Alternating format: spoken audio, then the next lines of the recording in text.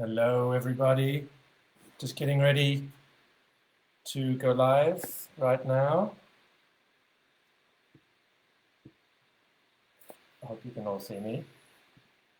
And we have Instagram coming on board now as well.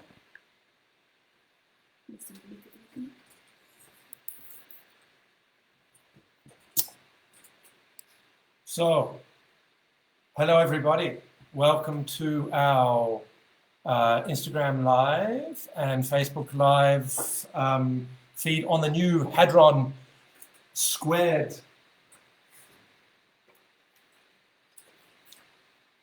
Aero wheels.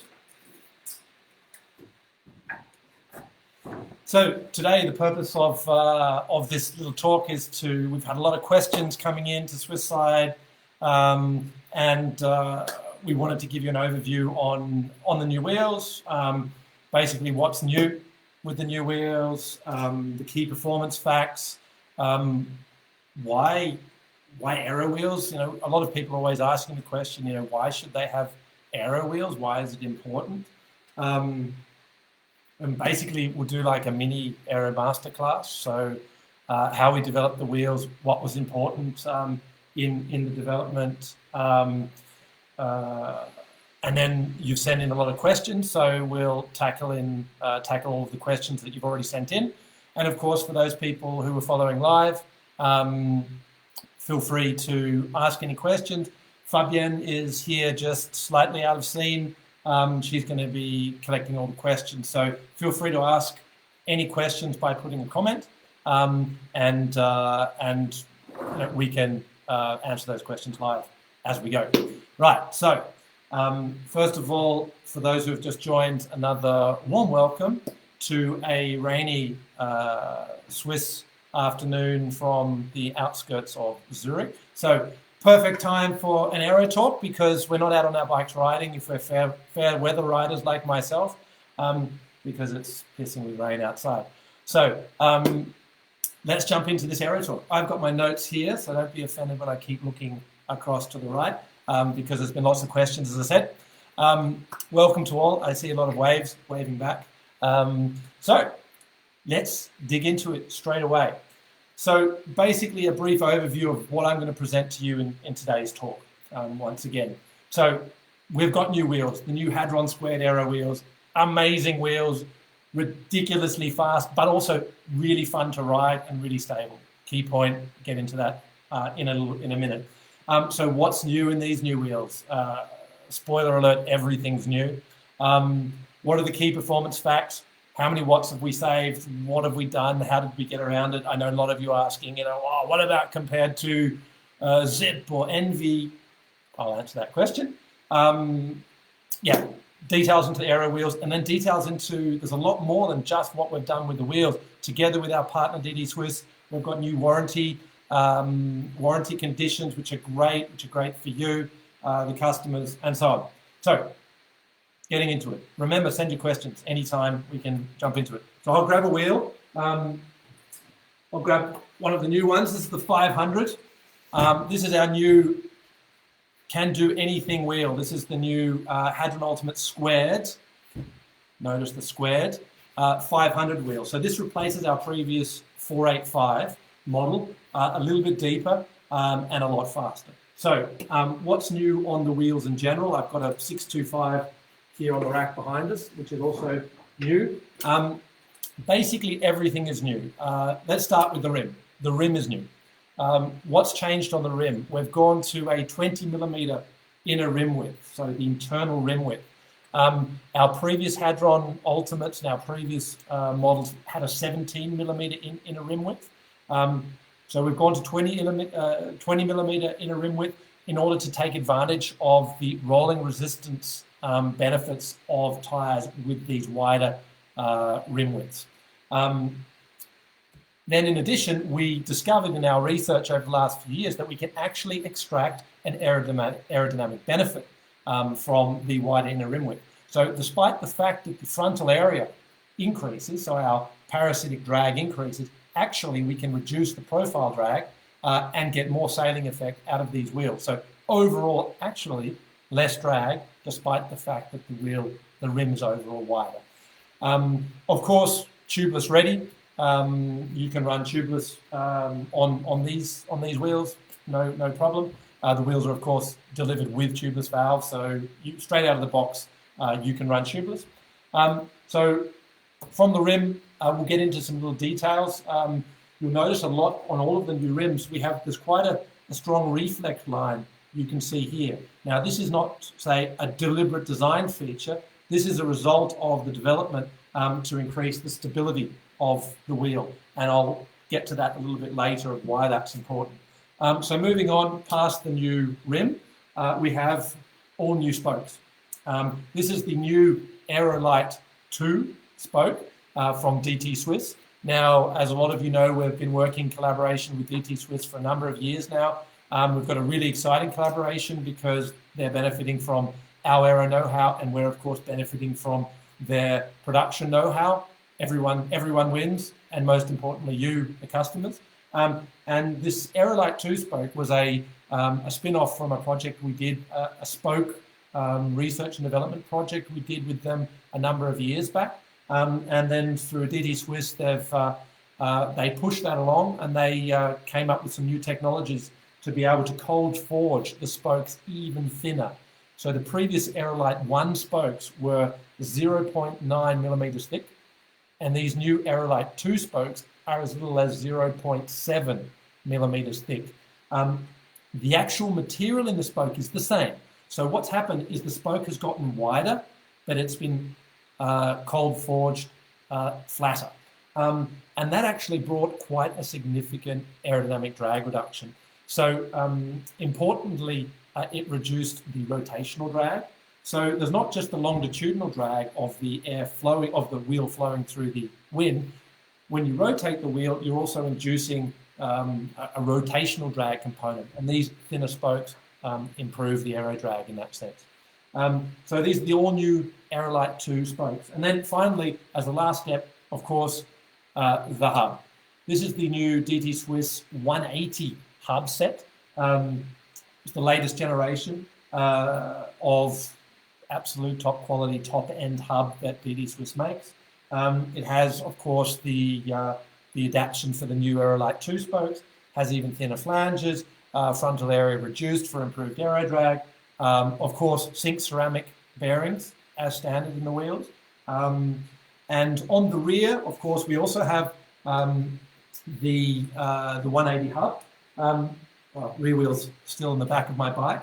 The only difference, though, is that we've chosen to carry over the star ratchet system from our previous 240S hubs.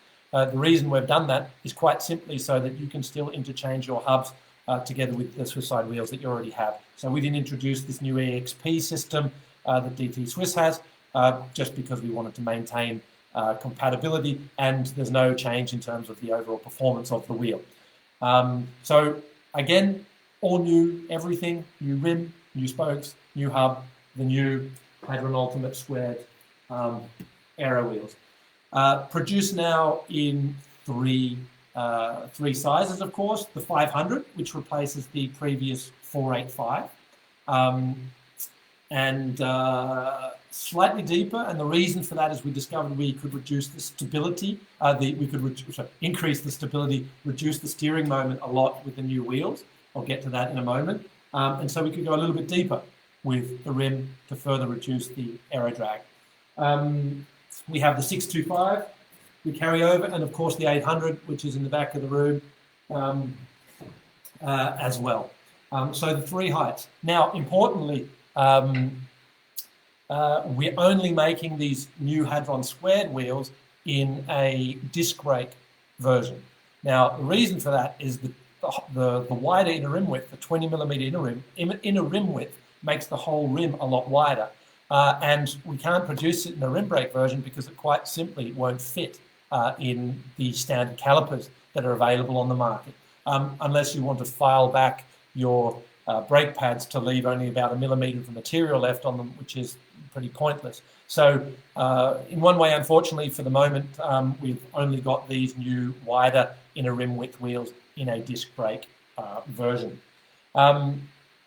So Of course, moving on, just one additional thing, the warranty. I mentioned before that we also, thanks to our collaboration with DT Swiss, are able to pass on the new warranty system from DT Swiss with these new wheels.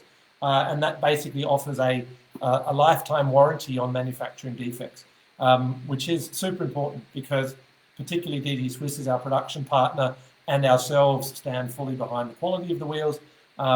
There's no compromise on quality. So if there's a manufacturing defect, anytime, forever in the lifetime of the wheels, they will be replaced free of charge. But of course, accidents, naturally, if you have an accident, that's not covered under warranty. But there's a new fair share system that's provided as well through the DT Swiss warranty system for Swiss side, which basically means if you have a crash and you damage a wheel, they will repair that wheel at the cheapest possible cost. So, for example, you smash a rim in an accident, in a race or whatever, it's possible to replace out that rim for 250 euros, which is not bad when you're spending 2,000 euros on a new set of wheels. So, moving on from warranty, you want to know what the performance benefits are of these new wheels. Why should you buy, or why should you upgrade to the HADRON Ultimate Squared? Key point, number one, they are faster. They are significantly faster. Now, when we set upon, multiple years ago to develop further from the current wheels, well, we basically said, well, what do we want to do? Well, we want to reduce drag. Of course, we always want to reduce aero drag. But we also want to increase the sailing effect. So that's the amount that the wheels can push you forwards. So just maybe a quick mention about sailing effect and why you want to have aero wheels. Bicycles are basically like sailing boats. You can harness the wind with your bike to help reduce your aero drag, which means for the same amount of power, you go faster. And 65% plus of the sailing effect on a bike come from the wheels. The wheels are basically the biggest sails that you have on the bike. And they're the most efficient sails. And for example, the front wheel is the only component on a bicycle system that can produce thrust. So basically that means that a bicycle wheel produces lift, just like the wing of an aeroplane. And there's a component of that lift that's actually pointing slightly forwards. And as of certain wind angles, you can actually produce thrust with a wheel, which means there's a more forward component of force, of thrust, than there is aerodynamic drag. So the wheel basically pushes you forward ever so slightly. Basically, we want to maximize that sailing effect that we have on the wheels. But the big challenge that you have with generating these sailing effects, for those of you who have ridden aero wheels and got a bit of experience for that, is there can be stability problems, particularly in the front wheel. And we characterize the stability by what we call steering moment.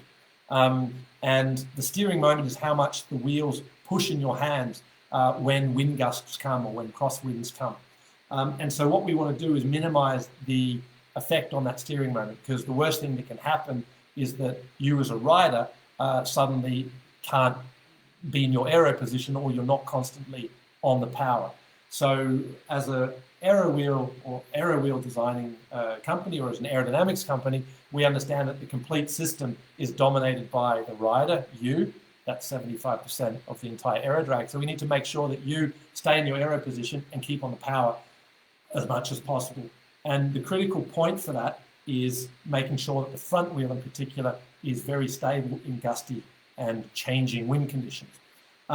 So moving on from the aero drag reduction, which by the way, with the new HADRON² wheels, is 10 to 20%, depending on if you're talking about the 800 model or the 500 model. So massive, we're not talking marginal gains, big drag reduction on all the wheels. And by the way, go onto our website. We have comparisons to our previous wheel models showing that how much more the sailing effect and the drag has been reduced with the new HADRON² wheels. But the most important thing for me and the most important thing for your performance is that the steering moment has been reduced massively. And the key headline figure across the line is a 26% reduction in the steering moment. So basically that means the wheels push 26% less on your hands in windy and gusty conditions. And that's huge. And basically what that means is you can ride one level of wheel deeper in terms of the rim depth than you could before for the same wind. So in terms of the whole sailing effect story, you can run bigger sails for the same wind conditions and basically reduce your drag more. So there's quite a big advantage to be had on the overall system. So a lot of people always want, they want to know, oh yeah, but how much faster, or are you faster than, you know, the key benchmark brands of the past, like, you know, Zip and Envy and whatnot. We've done a lot of benchmark testing against the competitor wheels, and we have not found a single wheel that can even come close to matching the aero drag and steering moment characteristics of our new HADRON² wheels. So we've sent a lot of wheels out to the media because you don't want to hear that from me, you want to hear that from independent sources. So go out, check out independent media reviews. We will be doing also wind tunnel tests together with media partners. They will be there, they will observe the whole thing, they will bring wheels, they will test them, they will publish the results. But you've heard it from me, I guarantee that our new wheels are absolutely faster than anything on the market. And that's super cool, because that was our goal, of course, but to be able to achieve that with the wider rim at the beginning, honestly, from my side, was not clear if we would be able to achieve that. But actually, one of the learnings is that we can actually achieve lower drag with the new wider rims. So that's super cool. Just a brief note, a question we have all the time is, you know, why do we have different rim depths, and how should I choose the right rim depth for your particular reason? Coming back to the sailing effect, we have different rim depths, we have basically different sail sizes, and of course, even you know, although we've optimized the steering moment, the stability characteristics as much as we can, there's always a certain wind strength where the 800, the deepest rim, will no longer really be rideable. And then you're better off switching down to one size less, which would be, for example, the 625. So, for example, if you're riding time trials in super windy coastal areas in Holland, where you've got really massive gusty side winds, or in Ireland, or wherever you might be, then you might actually think of using a 625 front wheel instead of an 800, because again, remember, you, the rider, 75% of the aero drag. If you're not in your aero position, then you're going to be like having massive drag losses. So aero wheels are great as long as they remain rideable and they don't disturb you, the rider, from holding your aero position. So different wheels for different wind strengths. Of course, our 500 is very much now designed to be the ultimate wheel for riding anywhere in any conditions. So to be really precise, this is the wheel you want to ride if you're riding high alpine tours to maximize your performance. Lighter weight wheels do not bring you a performance benefit. The wheels are actually quite light. They're under 1,500 grams for the set. And let's say 300 or 400 gram even weight saving that you can get from a lightweight set of wheels will not make you faster over a mountain stage. So again, the 500 is designed to be the ultimate mountain climbing wheel. The 625 is the crossover for riding flat and mountains, and the 800 is designed as a pure time trial wheel. So basically, referring back to my notes, you know, the targets of our wheel development was really key focus on stability. I mean, as I said before, the stability and allowing you to remain in the aero position is absolute number one. But of course, we wanted to allow the wider inner rim width to allow you to ride, because that reduces the rolling resistance. Yeah, and we of course wanted to minimize the drag within those constraints. So I see a couple of questions coming through.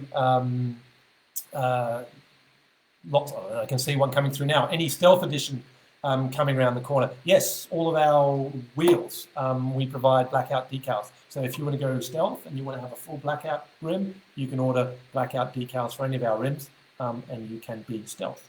And the one is how were we able to reduce steering moment by 26%? How were we able to reduce the steering moment by 26% is another question that's just come through. Very good question. So basically, I suppose this goes into my next part, which is how do we develop?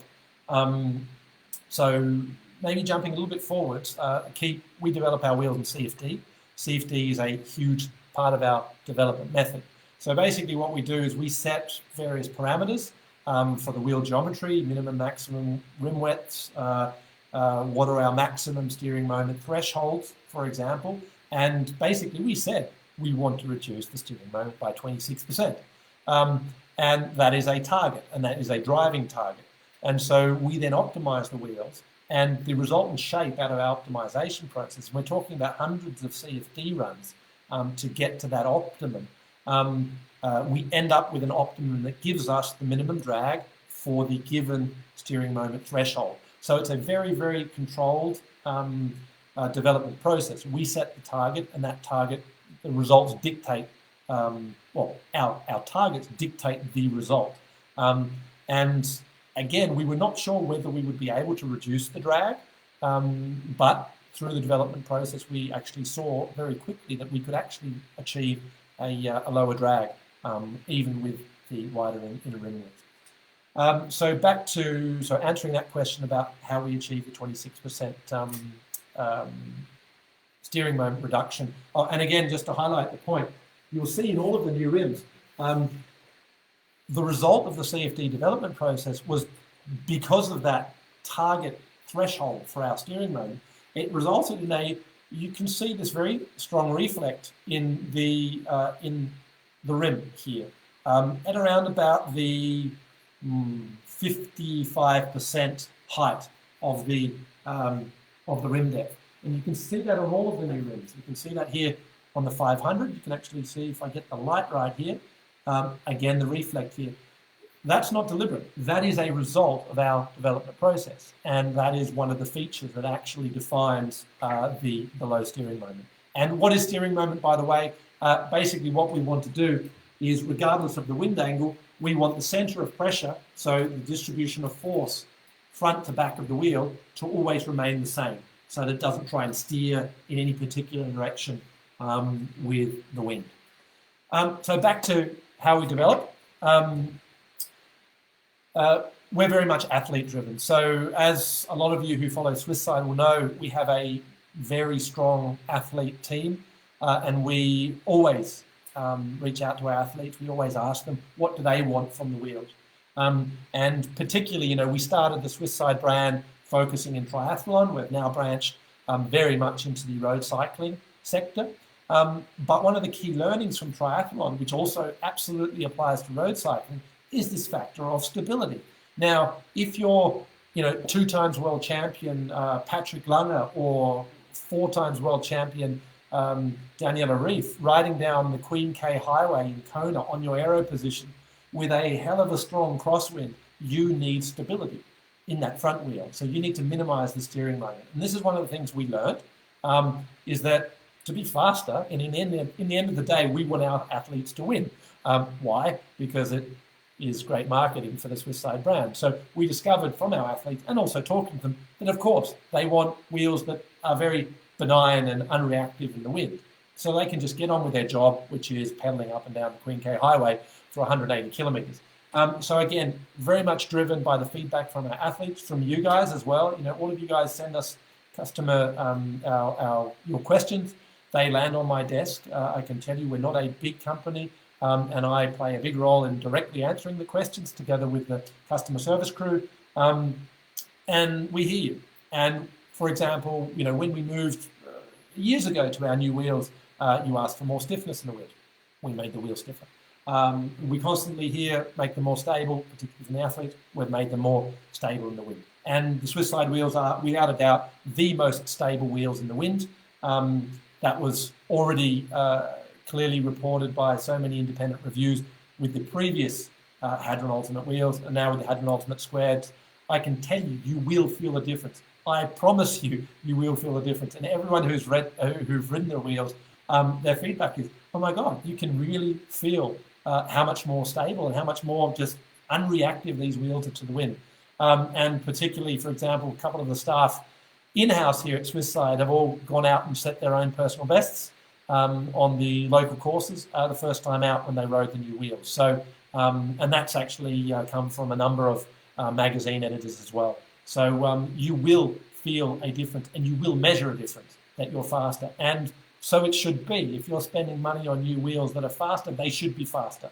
And I think you will have gathered by now, we're not a marketing brand at Swiss Side, we're a data-driven and an engineering brand. And so you have to feel a difference. And if you can't feel a difference, if you can't measure a difference, then we're not doing our job right. So that's what we stand for. So moving on. That was a little bit of a marketing spiel, was it? But anyway, it's the truth. So we get a lot of feedback. We put that into our development process.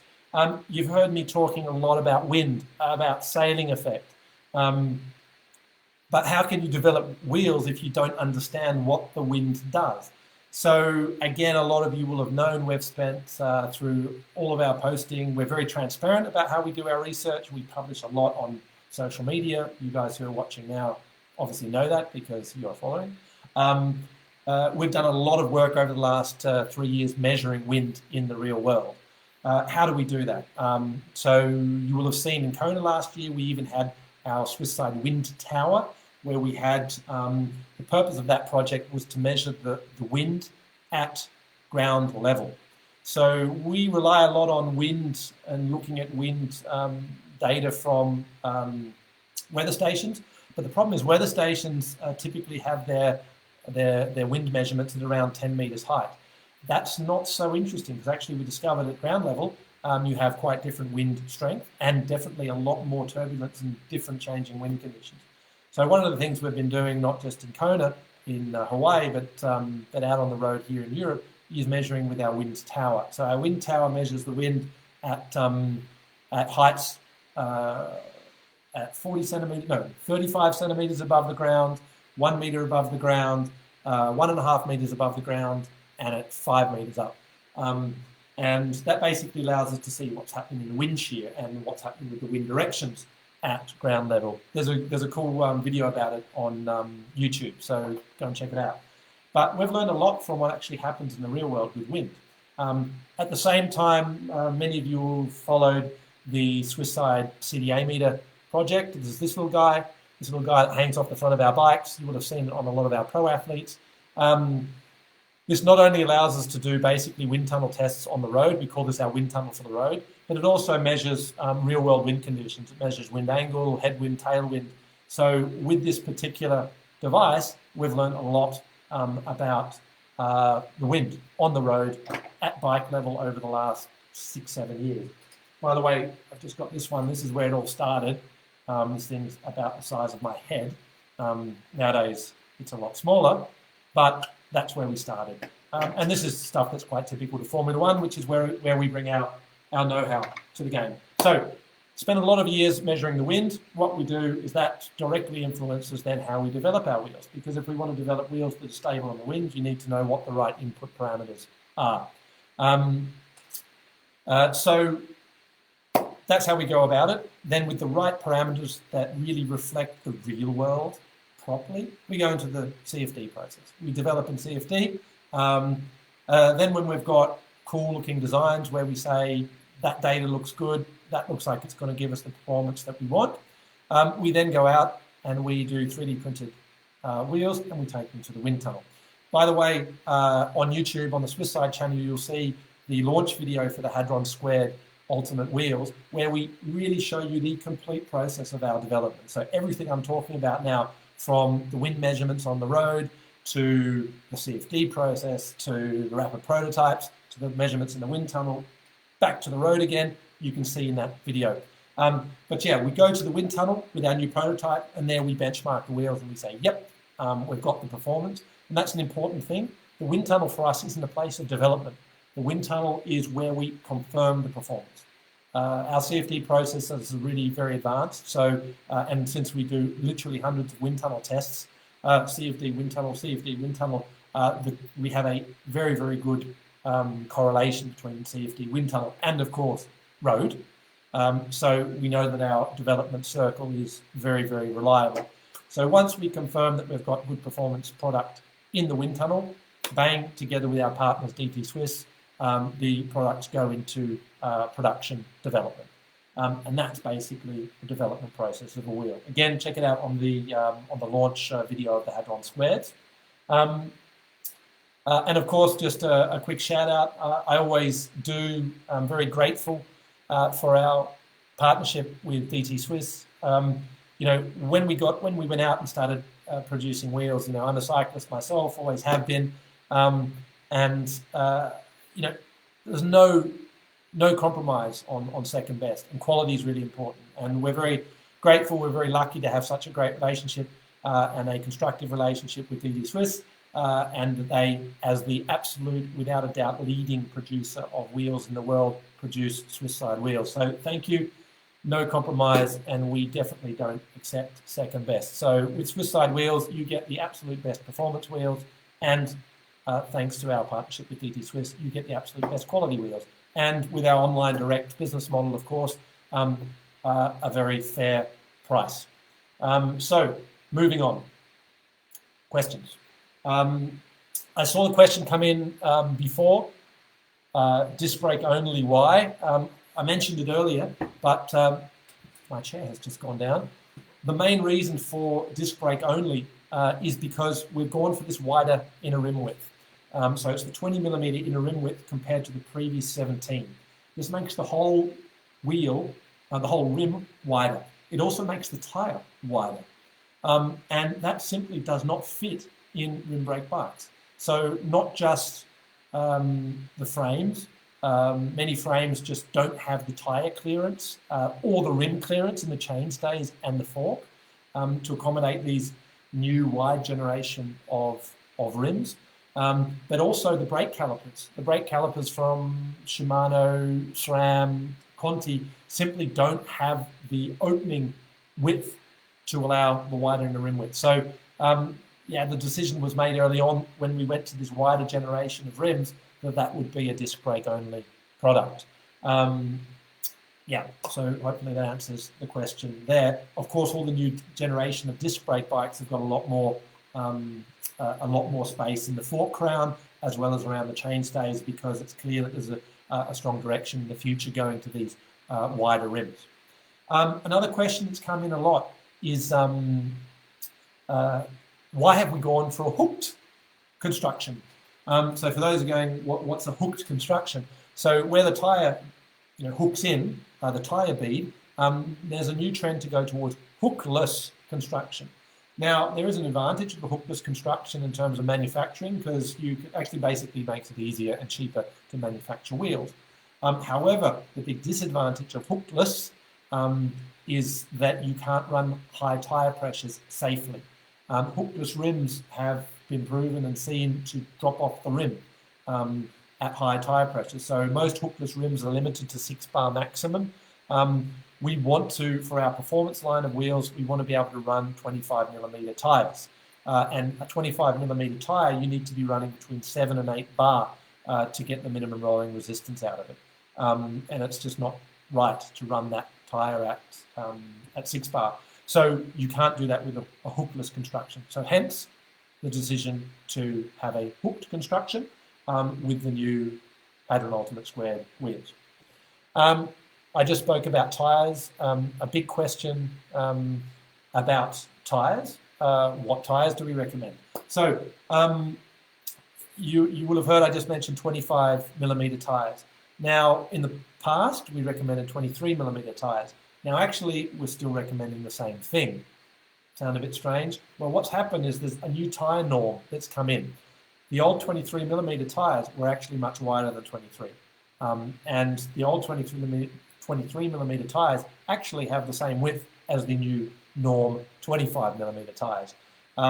So when we talk about new tyres, we're talking about, for example, the Continental 5000s compared to the older Continental 4000.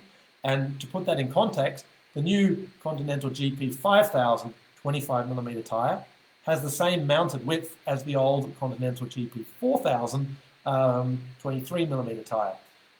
It's all a bit confusing, but the fact is you want to run 25mm tyres on the new rims.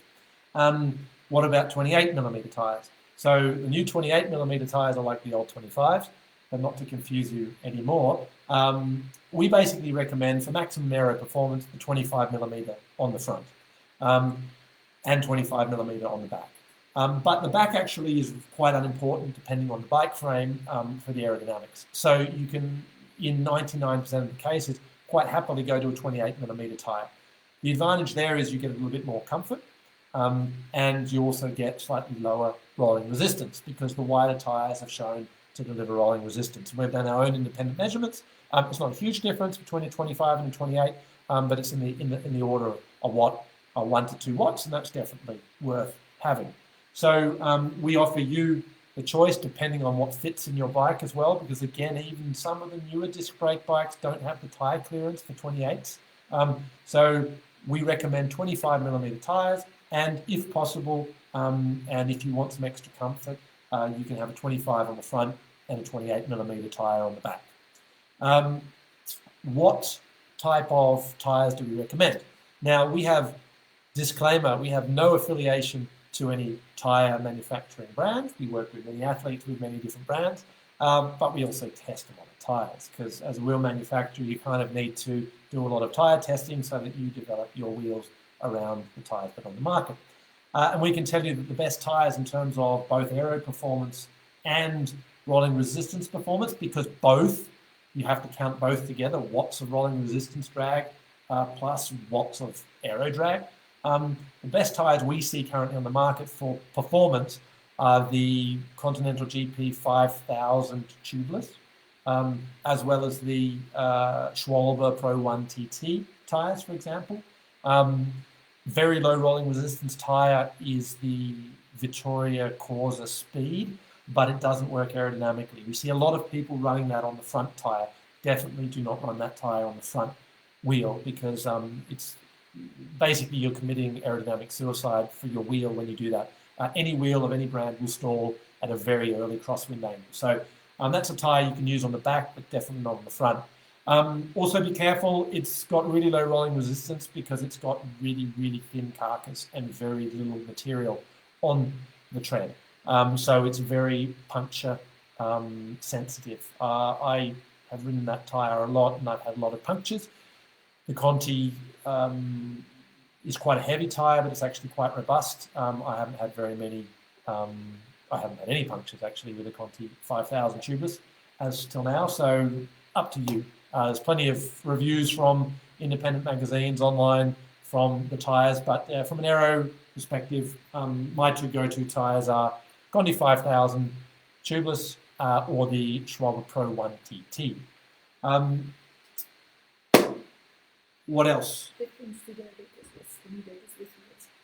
People are asking the difference to the new DT Swiss wheels. Okay, our new wheels are a collaboration project together with DT Swiss. So the DT Swiss wheels and the Swiss Side wheels are the same, the new ones.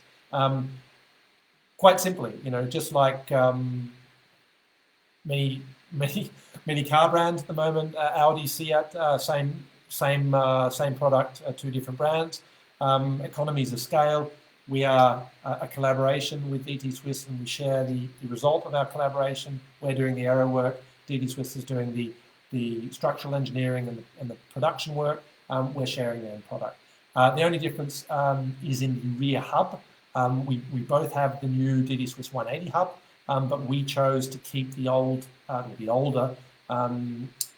240S star ratchet system to maintain the compatibility with our previous model wheels. That also saves a little bit of money, which we pass on to you, which means the cost is a little bit lower. And again, because of the online direct business model that we have, we can then also offer a lower price point. So there we go. I see someone asked, do we ship to Taiwan? We ship worldwide. And very importantly, the new HADRON² Ultimate wheels are available now.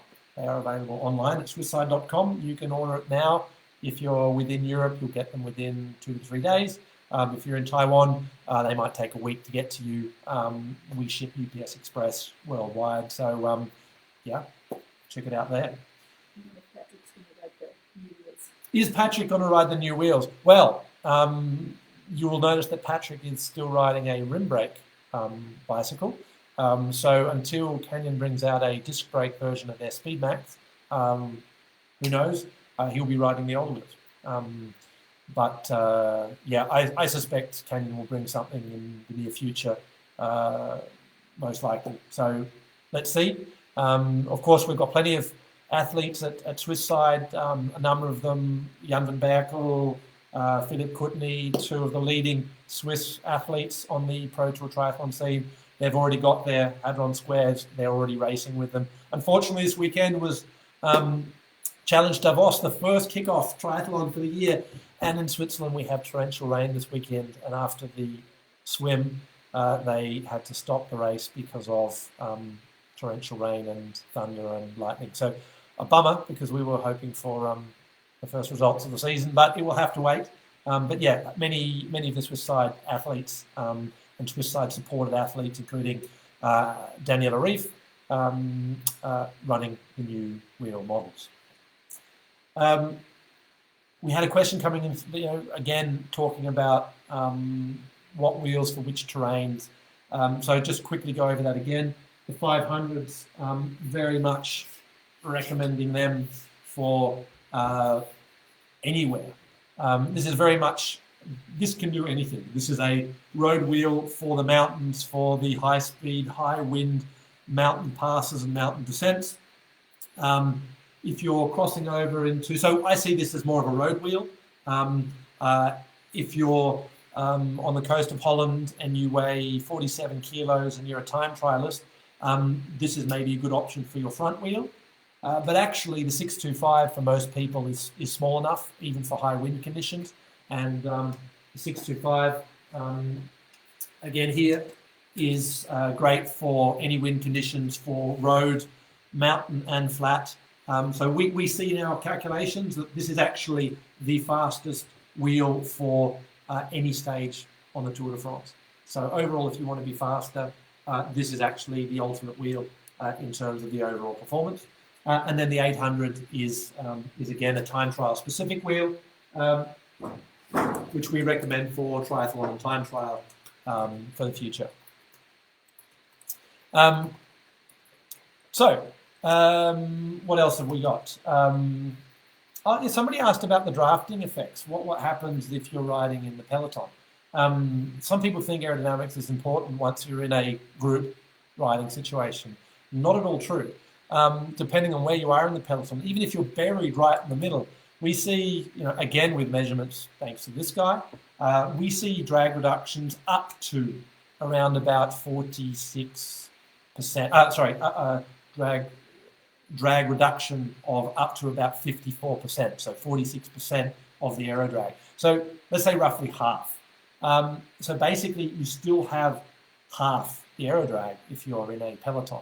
Do you still benefit from riding aero wheels or riding aero setup, riding an aero bike, riding an aero suit? Absolutely, because you still have half of the drag saving benefit that you get from that particular product, in our case, the wheels. So definitely worth riding aero products, even if you're riding most of the time as domestique in the middle of the peloton. Hello to Cuba. Thanks for calling out. One of the things that people ask us a lot, you'll see again in our video. I strongly recommend that you watch the Swiss Side launch video for the new HADRON², because it's a really brilliant overview of what we do at Swiss Side as an engineering brand, how we develop our wheels from the idea through to the end product and what our development cycle looks like. So very much recommend that you take a look at that. But a lot of people say they see pictures of us testing with the wheel alone in the wind tunnel, and they say, oh, that's not realistic, you can't do that. Of course we test as well with a bike. We test in CFD. Actually, we test in CFD with a half bike model. So we call this the Swiss Side partial bike model. It's basically half a bike. It's a front wheel with half a bike frame behind it. The reason we do that is we get all of the characteristics, all of the blockage we need to develop the wheel, the front wheel correctly. and it helps us reduce the mesh size when we're doing our CFD calculation. So the cost of running CFD simulations is very much based on how big the mesh is, how long the calculation runs for when you crunch it. So we try and keep it efficient. And because we literally do hundreds and hundreds of iterations, we need to keep the cost down. So we develop a model that does what we need to do. Then we do testing in the wind tunnel bicycle front wheel alone. We do testing in a bike, and we do testing, of course, with a rider. And we naturally make sure that we that the results correlate, and they do. So yeah, rest assured that we do our due diligence in our development process to make sure that we deliver the performance to you on the road. And I see right now a question coming through about weight. What's the difference between the HADRON² and the rim brake Ultimate? Guess what? There's no difference. So actually, that's thanks to our friends at DT Swiss. They're responsible for the construction. We were actually quite surprised that the weight didn't increase, because of course you increase from a 17mm inner rim width to 20, more material, but you actually gain structural stiffness from the inertia of, or from the structural inertia of the wheel. So actually, there's basically no weight penalty on the new wheels. So that's pretty cool. So basically, same weight, same stiffness with the new wheels, even though they've got the wider inner rim width, but with the 10 to 20% drag saving, depending on the wheel model, and the 26% steering moment reduction for better stability in the wind. Yeah. The aero benefits are the same across all the different bikes. Yeah, that's a good question. So, you know, we're quoting drag savings. Do those aero benefits apply to every different type of bike?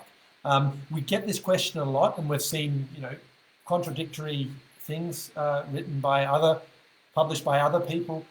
We've done, I would probably quite confidently say, more aero testing in the wind tunnel than anybody on the planet when it comes to cycling, because we do develop for many brands. We develop bike frames, we develop helmets, we develop suits, we develop wheels.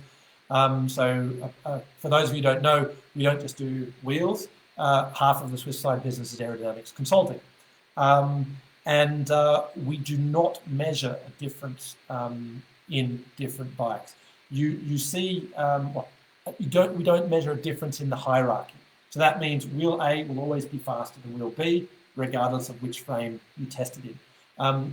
Depending if you're testing a very, very aero bike or a very, very terrible aero bike, you get the difference between the wheels expands or contracts. So believe it or not, on bad aero bikes, an old school round frame bike, you see bigger improvements by putting aero wheels on them than you do on an aero road bike. And that's basically because the overall drag level is lower. And when you put a good aero wheel in front, it kind of acts as a fairing to the very non-aerodynamic tubes that might be behind it.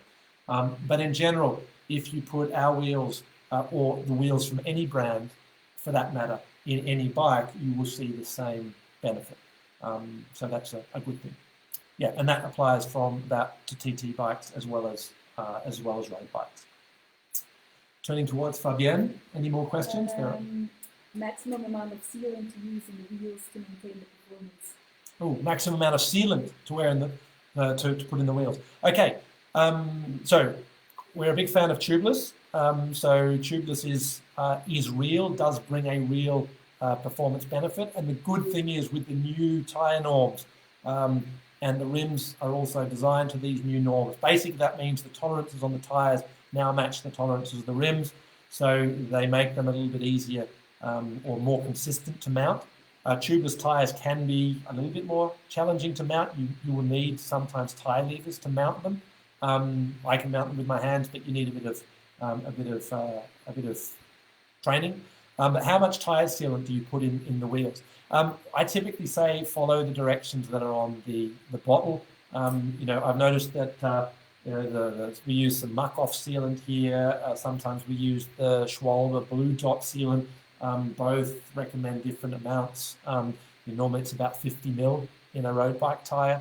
But you just need enough sealant in the tyre so that there's enough to swirl around and seal a hole. And if you think, oh wow, I'm adding 50 mil, let's call that 50 grams of weight to my wheel, and you think that that's a problem, don't worry, it's not a problem.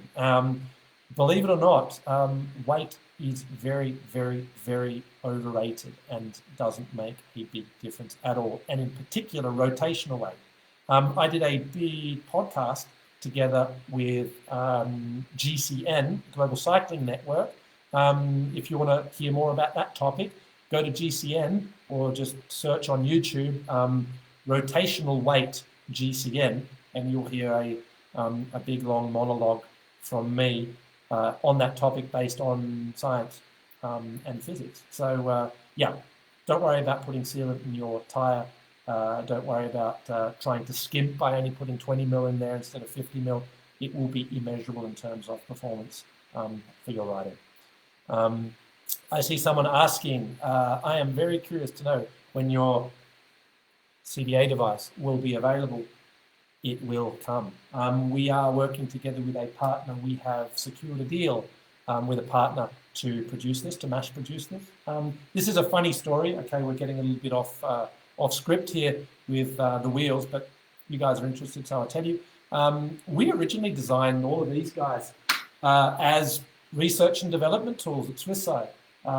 We never had the real intention to produce a commercial device. This was very much for us about understanding wind and measuring aero drag on the road, because we've got this cycle, very much a performance development approach from Formula One, which is of course the background of a lot of the key engineers here at Swiss Side.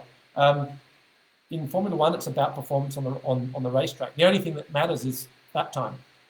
So you need to be able to measure that performance on the road. It doesn't matter if you've got the best wind tunnel numbers. That's just crap. You need real performance on the road. So we developed these devices to be able to measure performance on the road. And then we had a huge demand of wanting this device.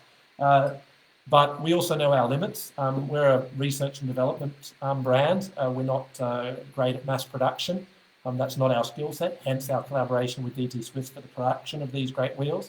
And so we knew that if we needed to mass produce the CdAmeter device, that we needed to find a partner. We have found that partner. We are working in a collaboration with them at the moment, and that will come to the market. We're dictated a lot by their timescale, but it's definitely coming. And it will be, I can tell you, it's epic. So it'll be worth the wait. Moving on, Christmas present, yeah. Yeah, it won't be in time for this Christmas, but maybe next Christmas. We'll see. Then how to fit a GP5000 tubeless tire on the HADRON²? It seems almost impossible. How to fit a GP5000 tire on a HADRON². Let's say how to fit a GP5000 tire onto any tubeless wheel, because of course all the wheels are now made to the same dimensions. There is a norm now that dictates what the dimensions of the wheels have to be and what the dimensions of the tires have to be. Yeah, one of the disadvantages I find with the GP5000, it's quite a heavy tire, and not that weight is a matter, but it's a very stiff tire. And that stiffness makes it quite difficult to mount sometimes. So a couple of tricks and tips for mounting that particular tire or any tubeless tire. Make sure you lubricate the tire and the rim before you put it on. You can do that with some of the tire sealant, for example, or even some soapy water. That does help a lot. And as well, really important, when you fit one side of the tire, make sure you fit it into, I don't have a bare rim with me, but in the middle of the rim, there's a thing called the rim well, where it dips down to a smaller diameter.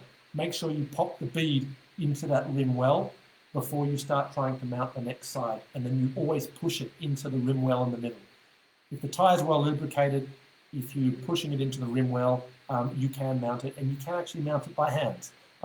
I do it all the time because I spend half my time changing tires in wind tunnels, so I assure you it's possible. But yeah, it can be a little bit of a prick of a tire to mount, but yeah, with a bit of tricks and training, it's possible. If in doubt, especially with a tubeless tire, no tube, use a tire lever.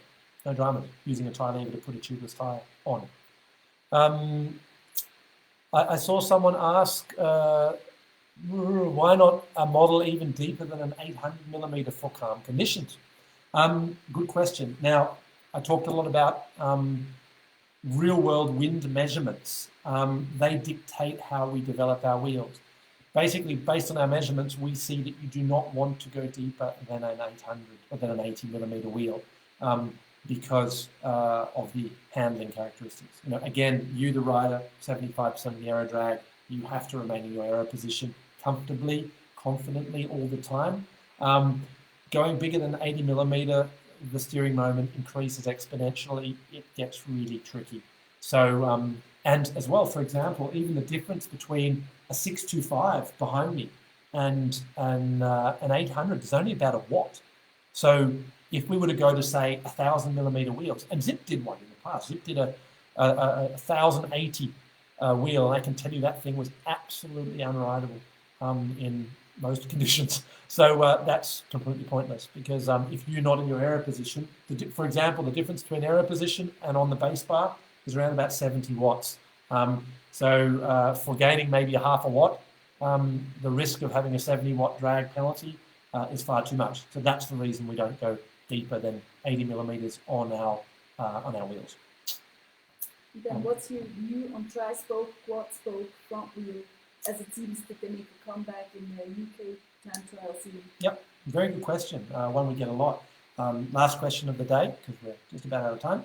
And I've got to go to the pub. Actually, no, I don't, because it's COVID and we're not doing the pub at the moment. But anyway, what do I think about tri-spoke, quad-spoke? Let's call them multi-spoke, because there's even two-spoke wheels. What do I think about those? Because they're making a comeback on the UK time trial scene. I do not think very much at all of these wheels, which is the reason why we don't make one at Swiss Side. We had a review of this 3 years ago. Do we want to make one of these things? Very simply, what I've talked about a lot in this talk, what I talk about all the time, is the stability of the front wheel so that you can stay in your aero position. Multi-spoke wheels are terrible when it comes to steering moment. It's not just a question of the static steering moment, let's say the steering moment we measure in the wind tunnel. It's what happens in dynamic conditions out on the road. Now, in particular, three spokes are quite poor because when a wind gust comes, it comes and goes within a couple of tenths of a second. Now, the position of the spokes is constantly changing, and you can have more area or less area in front of the steering axis.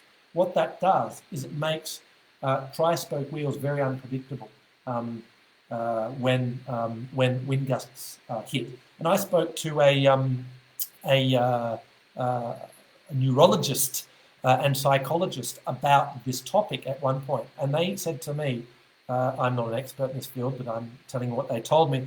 They said that the human brain is very good at understanding linear responses, but as soon as response becomes non-linear, so it's changing, the human brain can't really kind of understand that, and you tend not to feel confident. You're not able to subconsciously predict what a wheel is going to do. And that's what you find when you ride a tri-spoke or a multi-spoke wheel, is that you're getting a constantly changing reaction from the wheel depending on the wind conditions. And in addition, we see quite a big loss, what we call a junction loss, where the large spoke meets the rim. And then you get a large portion of the rim which is actually aerodynamically separated, stalled, so to speak. So the drag increases. So we've played with designs in CFD. So we're not a fan of the three-spoke wheels, four-spoke wheels, and that's the reason why we don't make it. Okay, so that's all. Our Instagram is going to cut off any second now because it's limited to 1 hour. So thank you, everybody, for following. I think this will be saved online, so you can watch it again as many times as you want. But have a good Saturday night, and take a look at our launch video for the HADRON² wheels. It's really cool. Thanks to Isaac Papadopoulos who filmed that for us. So yeah, have a great Saturday night, everybody, and goodbye.